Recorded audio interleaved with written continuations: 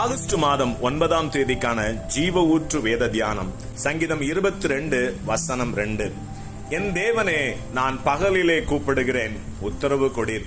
இரவிலே கூப்பிடுகிறேன், எனக்கு அமைதல் இல்லை என்பதே. இரவிலே கூப்பிடுகிறேன், எனக்கு அமைதல் இல்லை என்பதற்கான காரணத்தை சற்று தியானிப்போம். இன்றைய தியான வசனத்தை கூர்ந்து கவனித்தால் தேவன் மிகுந்த அமைதியோடு இருப்பதை காண முடியும்.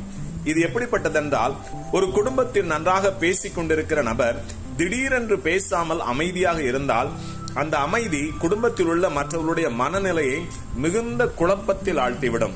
ஏனென்றால் நம்மோடு பேசிக் கொண்டிருந்த நபர் திடீரென்று பேசாமல் இருப்பதற்கு காரணம் நம்மேல் ஏதோ வருத்தமாக இருக்கிறார் என்பது புரிந்தாலும் அவரை வருத்தப்படுத்தியதற்கான காரணம் என்னவாக இருக்கும் என்ற கேள்வியே பலவித குழப்பங்களை உண்டாக்கிவிடும்.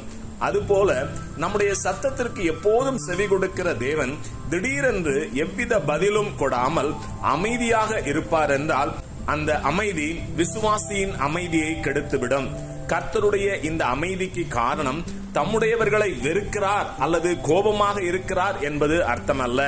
ஏனென்றால் சர்வ வல்லமையுள்ள தேவன் ஒரு மனிதனை வெறுத்து அவன் மேல் கோபம் கொள்வார் என்றால் அந்த மனிதனால் தப்பி பிழைக்க இயலுமா?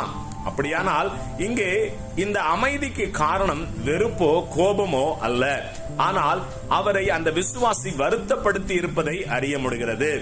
அவரை வருத்தப்படுத்தியதற்கான காரணம் என்னவாக இருக்கும் என்பதை ஆவியானவர் ஒத்தாசையோடு சிந்தித்து பார்த்தபோது கிடைத்த பதிலை உங்கள் முன் வைக்கிறேன். அது என்னவென்றால், கர்த்தரிடத்தில் மிகவும் நெருக்கமாக இருந்த அந்த தேவ பிள்ளை எல்லாவற்றிலும் தேவனை முன்னிறுத்தி தேவனையே முதன்மைப்படுத்திய அந்த தம்முடைய பிள்ளை திடீரென்று தம்முடைய சமூகத்தை விட்டு சற்று பின்னிட்டு உலகத்தில் உள்ள ஏதோ ஒன்றை முன்னிலைப்படுத்துகிற போது அது நிச்சயமாக நம்மிடத்தில் அதிக அன்பாக இருந்த தேவனை சற்று வருத்தப்படுத்தும். ஆனாலும் இந்த வருத்தம் நிரந்தரமானதல்ல.